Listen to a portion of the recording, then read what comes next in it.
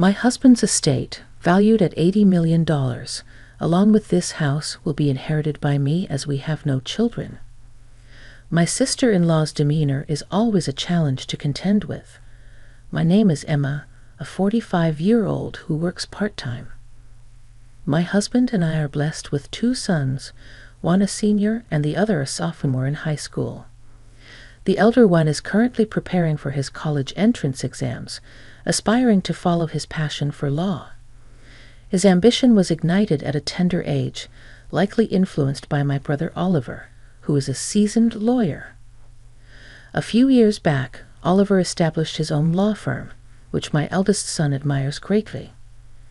From his early years, my son demonstrated a knack for academic excellence, a trait that Oliver wholeheartedly encouraged upon learning of his nephew's aspirations. Whenever they meet, my son reaffirms his goal to emulate his uncle's legal career, to which Oliver responds with a warm chuckle, urging him to swiftly pursue his dreams and walk in his footsteps. When my brother, who was married but childless, came to visit, he delighted in playing with my sons and showering them with affection. His wife, a woman a decade his junior, kept her distance from our family, rarely gracing our home with her presence. As a result, our interactions with her were few and far between. My brother and I endured the loss of our parents at a young age, leading him to step into a parental role. When I was on the brink of marriage, soon after my wedding, he followed suit and tied the knot himself. My husband and I felt reassured when we learned of my brother's intention to marry a younger woman. However, upon meeting his fiancée, I was taken aback by her perpetually sullen demeanor. We had anticipated joyous exchanges, considering she was about to marry into our family. Yet her expression remained persistently glum as she regarded us. In the presence of my brother and his fiancée, I offered a superficial compliment, saying, "You two make a great pair," yet my true sentiments emerged only in the quiet moments at home with my husband. I couldn't shake off a curiosity about why she seemed so discontented. As their marriage was sealed, my husband echoed my concerns, remarking with a hint of worry, "She didn't seem particularly joyful as a bride. It's a bit concerning, isn't it?" Shortly before their wedding, my brother tied the knot with his 10 years younger fiancée. To celebrate, my husband our children, and I paid them a visit at their newly acquired house. The grandeur of the place left me in awe, a testament to my brother's success as a lawyer. However, the absence of my sister-in-law raised eyebrows. In jest, my husband quipped to my brother, "Has your wife already abandoned ship?" Amid good humor, the tension and my brother's reaction left us both uneasy. According to him, whenever there's trouble, his wife retreats to her parents' home. Today she stayed over to celebrate her mother's birthday. My husband's expression drooped, perhaps regretting his attempt at humor. Then, out of the blue, my brother posed a serious question with a poker face. "If I were ever unable to have children, would you consider letting me adopt one of yours?" I initially brushed it off as a jest, but my brother's earnest demeanor suggested otherwise. Stunned by the unexpected proposal, I found myself unable to respond, while my husband, with a chuckle, replied, "Who knows what the future holds? Let's cross that bridge when we come to it. If you're serious, and if our children are comfortable with it, we can discuss it then." Though my husband seemed to take it lightly, I couldn't shake off the underlying concerns about both the adoption suggestion and the strained relationship between my brother and his wife. It wasn't my place to interfere in their marital issues, but I couldn't help but worry. Subsequently, whether it was our visits to my brother's home or his visits to ours, he always came alone. His wife was conspicuously absent, further fueling my apprehensions. My brother never brought up his wife, so I refrained from prying into their relationship. After over a decade of marriage, her presence faded into obscurity in my mind. This year, as my eldest son's acceptance into his dream law school was celebrated at our house, my brother broached the topic of adoption once again. Just as I mentioned before, would you consider allowing me to adopt one of your children? He inquired. Their inability to conceive led him to revisit the idea. The last time we discussed it, they were newlyweds, so there was no urgency. Yet this time, my brother's tone conveyed seriousness.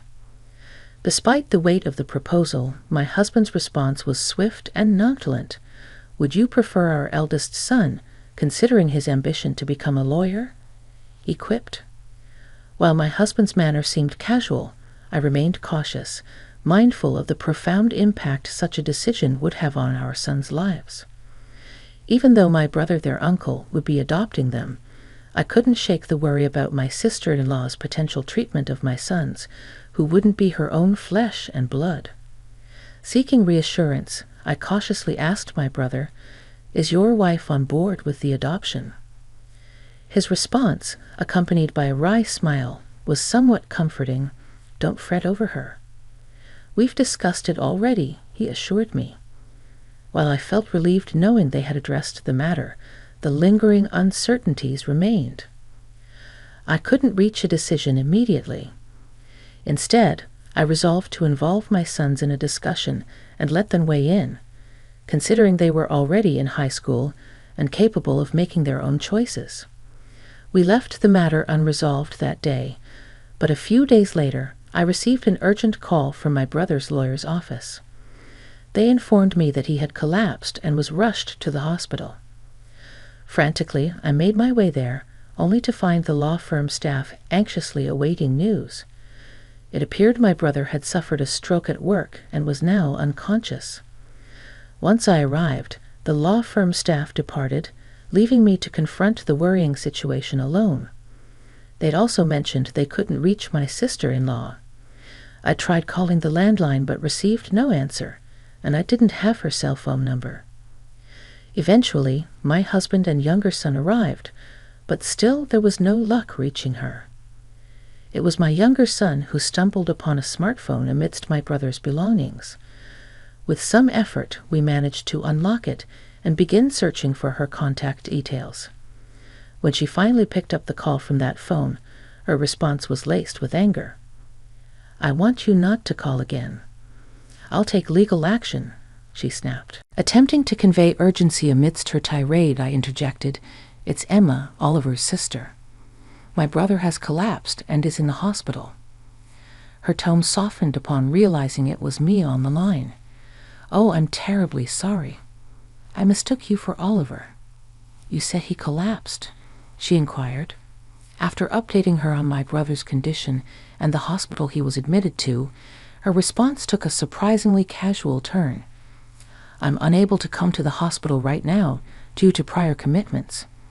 Please keep me informed," she requested before abruptly ending the call. I couldn't help but wonder if my sister-in-law had more pressing matters to attend to, especially considering her husband's illness.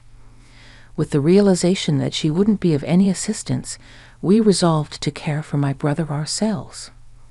Since my eldest son had completed his university entrance exams and was spending most of his time at home, he took on the responsibility of visiting my brother daily on my behalf. Despite our efforts, my brother remained unconscious and in critical condition.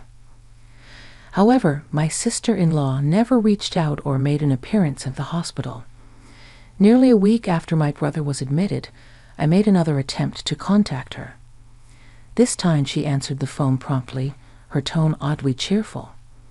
"What's the matter?" "Is he dead?" she exclaimed, lacking any semblance of empathy. Struggling to contain my anger, I responded calmly, "He's still alive. Why haven't you visited him at the hospital?" Her response, dripping with indifference, only fueled my frustration. "I'm neither a doctor nor a miracle worker. There's nothing I can do for his recovery," she retorted dismissively. Her callous demeanor pushed me over the edge, and I hung up the phone, unable to suppress my growing rage. Suspicions began to brew within me regarding my brother's motives for wanting to adopt one of my sons.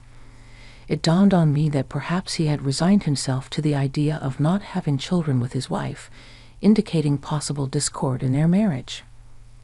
Curiosity led me to inquire about how they met after their marriage was finalized, to which my brother revealed they had been introduced through a marriage counseling agency.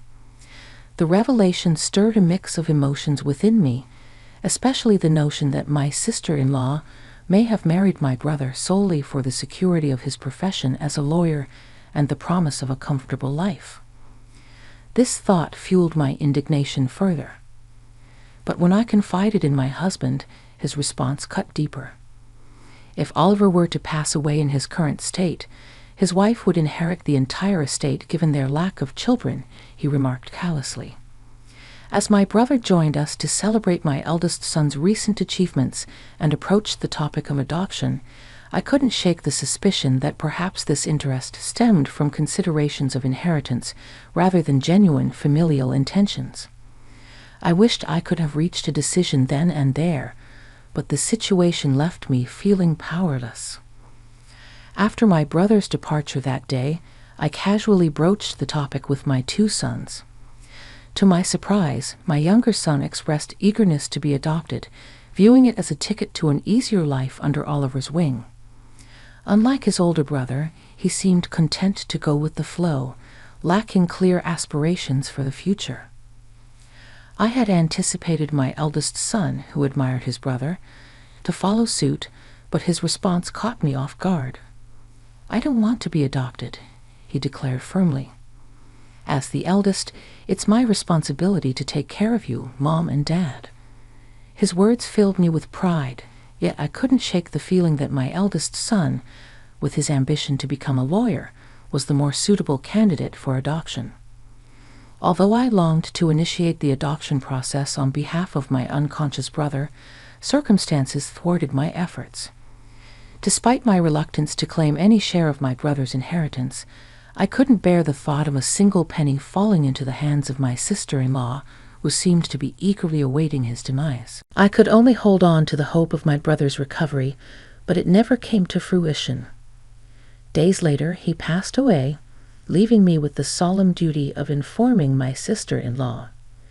"My brother has passed away. Can we arrange a funeral?" I conveyed the somber news. To my surprise, her response was oddly cheerful. "You have the final say. Just please don't involve me in any formalities," she replied before abruptly ending the call. Feeling a surge of frustration, I held back my emotions as my husband, and I took charge of planning the funeral. With assistance from the law firm's staff, we navigated through the arrangements.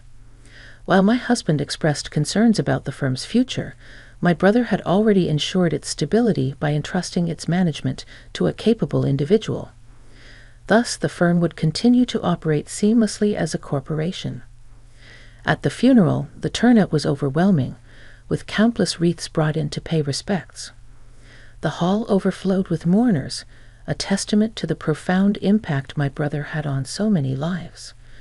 As the funeral unfolded, I found myself once again marveling at the incredible person my brother had been.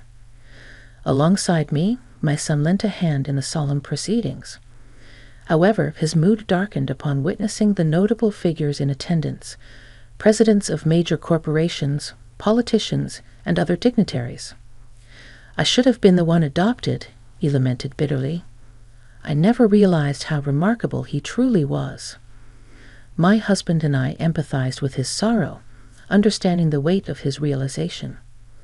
As I fulfilled my role as a pallbearer, no one questioned the absence of my sister-in-law, nor was it brought up in conversation. I couldn't help but wonder if we were the only ones privy to the knowledge of my brother's marriage. They hadn't had a wedding ceremony. Instead, they simply embarked on a honeymoon. It dawned on me that even our relatives might have been unaware of their marital status. Reflecting on the situation, I couldn't help but harbor regrets. If only they hadn't married, there wouldn't be a need for a wife who failed to show up at her husband's funeral. And I lamented not allowing my brother to adopt my younger son sooner, fearing that she might seize control of my brother's estate. With the support of the law firm staff, the funeral for my brother had concluded, and I extended invitations for everyone to gather at his house for a meal. "Thanks to all of you, my brother will be able to rest in peace," I said, my voice laden with sorrow. As we mourned together, my sister-in-law made a sudden appearance clad in a flashy pink coat, as if timed to coincide with the conclusion of the funeral. Addressing her with a mix of surprise and suspicion, I asked, "Why have you chosen this moment to come?" With a wide grin on her face, she spoke loudly for all to hear. "As my husband's wife, I inherit his estate valued at $80 million, along with this house. With no children in the picture, everything belongs to me."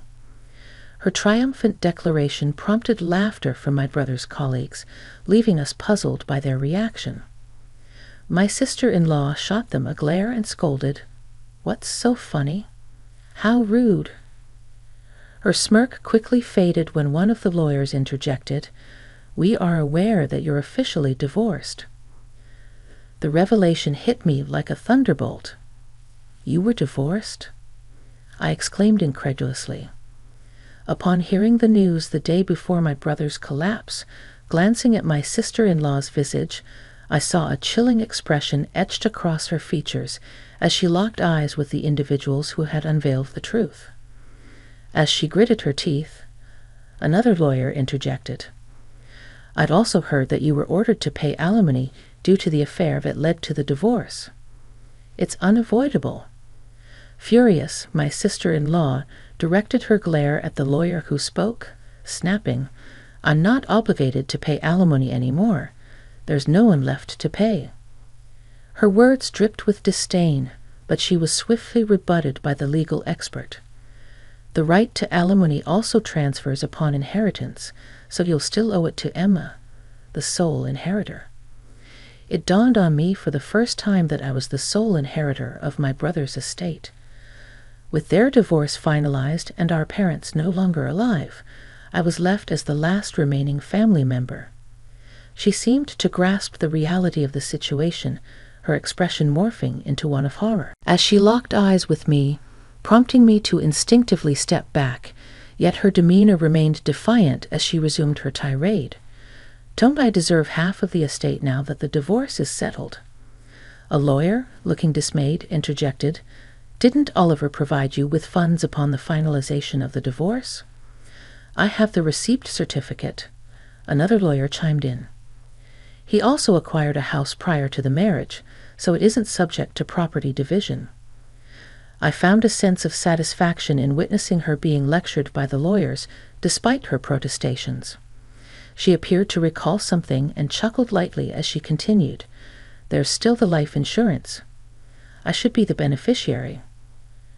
Her resilience impressed me, navigating through a hostile environment where everyone seemed to be against her. Then, with a smirk, she added, "I changed the beneficiary of Oliver's life insurance to myself." However, the lawyer promptly refuted her claim regarding the life insurance, saying, "Oliver was a resolute individual, so it's likely he made the change upon finalizing the divorce."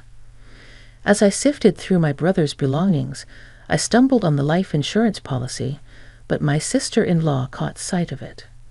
Swiftly, she snatched the document from my grasp, her impatience evident as she scrutinized the beneficiary. However, her demeanor shifted to one of disappointment as she handed the certificate back to me, her shoulders slumping in defeat. It was then that I noticed the beneficiary was me. Realizing her efforts were futile, my sister-in-law blurted out her true sentiments without filter. "I married a lawyer because I thought you were wealthy, but all I got was a pittance, and now I have to pay alimony." "It's a colossal mistake," she exclaimed. In response, the lawyer's expression hardened as he retorted, Oliver expressed similar sentiments. He regretted seeking the counsel of a marriage counselor, lamenting the monumental mistake he had made. Although my brother never confided such sentiments to me, his honesty was well known among his colleagues and subordinates. Faced with undeniable facts, my sister-in-law turned on her heel and departed from my brother's house. As time passed, she found herself obligated to pay alimony in installments despite lacking stable employment. Desperate to fulfill her financial obligations, she hastily sought out employment opportunities. However, her lack of commitment led to a string of short-lived jobs. In a desperate attempt to secure quick wealth, she returned to the marriage counseling agency and set her sights on a wealthy individual, deceiving him with promises of financial gain through marriage. She exploited his trust and attempted to swindle him, yet her scheme unraveled swiftly when the man saw through her deceit and reported her to the authorities. Subsequently, she was arrested for marriage fraud, facing the consequences of her actions. According to a lawyer from my brother's law firm who disclosed the truth, no alimony was ever paid to me. When I consulted the lawyer regarding the situation, I was informed of the recent developments. It was in May when the lawyer relayed the news that my sister-in-law had been apprehended. With her arrest, the likelihood of receiving alimony payment seemed slim in the foreseeable future. However, alimony wasn't my foremost concern. What I truly desired was to witness her facing the consequences of her actions and enduring a fate befitting her deeds. I firmly believe my brother would concur, which is why I wish for thorough police investigation into her other transgressions. I hope she's charged as a felon and brought to justice in court. Meanwhile, my family relocated to a house left behind by my brother. Unexpectedly inheriting his property, my husband and sons were overjoyed at the prospect of moving into a spacious house, a stark contrast to our previous cramped apartment. Amidst the excitement, my eldest son, fueled by newfound determination, immersed himself in his law studies. Observing the interactions between his brother's colleagues and subordinates, he felt a strong yearning to pursue a career in law. Though never formally adopted by my brother, I hold on to the hope that he will carry forth my brother's legacy and excel as a lawyer, just as he aspired to be. However, my younger son harbored a sense of disappointment upon learning that I had inherited my brother's entire estate. "I wish I had been adopted by uncle so I could have inherited everything," he confessed candidly. Despite his words carrying a hint of jest, his smile betrayed a hint of genuine longing.